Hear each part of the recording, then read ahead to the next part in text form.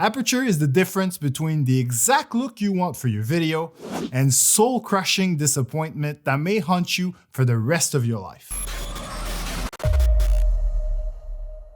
Hey guys, my name is E. I'm a professional sports videographer, and I did steal that opening line from a B&H video I was watching while prepping for this one, and it is slightly exaggerated.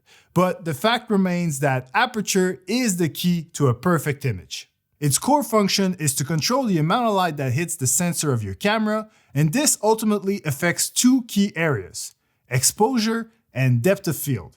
Knowing how to use aperture along with your camera's ISO and shutter speed will allow you to shoot sports in any type of lighting conditions, indoors or outdoors, and still get the exact look you're going for. So in this video, I want to explain how aperture works, how it affects your exposure and your depth of field, and then I'll reveal my aperture setting that I use almost all the time when filming sports. Aperture is essentially the little hole in your lens that opens up to let in the light. The smaller that hole is, the less light is going to get in. And the larger that hole is, the more light is going to enter the camera. So pretty simple stuff so far.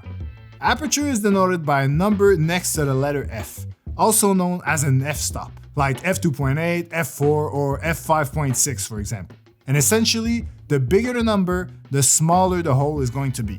The smaller the number, the wider the hole is going to be.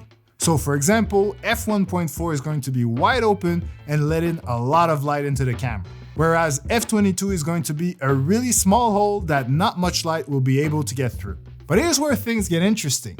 The aperture also has a huge impact on the creative side of your sports videography because it also controls the depth of field of your image. If you don't know what that means, the depth of field essentially is the range of distance that is in focus within your image. If that still doesn't make any sense to you, you can always understand it as how much blur is there going to be behind your main subject. Essentially, it's just how much of your frame is in focus and how much of your frame is blurry. We can achieve a shallower depth of field where only a very small part of the image is in focus by using a wider aperture, so a smaller f-stop number like f2.8. But if you want to get a more uniform frame throughout your focus, you should use a more narrow aperture, so a higher f-stop number like f16 or even f22. So bottom line, even knowing all this, the question still remains: what is the best aperture for sports videography? Well, in my opinion, the best aperture for sports, the one that I use all the time for all sports, is f4. And my decision is based mostly on the depth of field that I get at that aperture. All my zoom lenses go as low as f2.8, which you would think I'd make the most of. But I find that at f2.8, the depth of field is just too narrow. I know that in general, people think that more blur in the background is better and more cinematic, but I slightly disagree. Don't get me wrong, I like a blurred background as much as the next guy, but there is a time and place. If you're filming a free throw shooter, a place kicker, or even a tennis player, basically any sporting moment where there's only one player to focus on at a time, the blurrier your background is, the better. But when filming the action of a basketball game, a football game, or a hockey game, for example, I don't think that it is cinematic or aesthetically pleasing to have most of the action in your frame slightly or even completely out of focus. As viewers, we need to clearly see the surroundings of the player in focus so that we can easily understand where the action is going, what's going on, what the play options are, those sort of things. So at f4, the depth of field is just wide enough so that most of what's going on around our subject will either be in focus as well or slightly out of focus. Slightly blurry, basically.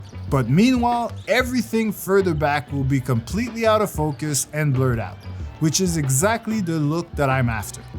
Filming at f4 also helps my autofocus tremendously, because at a lower f-stop like f2.8 for example, the focus tends to constantly jump from one player to the next because it's impossible for the camera to know which person in the frame is the one that I actually want to focus on. But at f4, the same two players will be in focus simultaneously, and I won't have to deal with the autofocus switching back and forth. Exposure-wise, f4 is still low enough to get me more than enough light to work with. In fact, when filming outdoor sports, you'll definitely need to use a variable ND if you want to shoot at that aperture in broad daylight. When inside a low-lit gym, however, as much as I love shooting at f4, I won't hesitate to use a low f-stop if my image is too underexposed. Otherwise, if you're looking for an extra cheat code to make your sports videos look even more cinematic and professional, check out my Ultimate Sports LUT pack. This pack includes 12 creative LUTs created specifically for sports videography. They are extremely user-friendly, they work with the footage from any camera, and with all the popular editing platforms on the market. As usual, thank you for watching, I hope this video was helpful, and I will see you in the next one.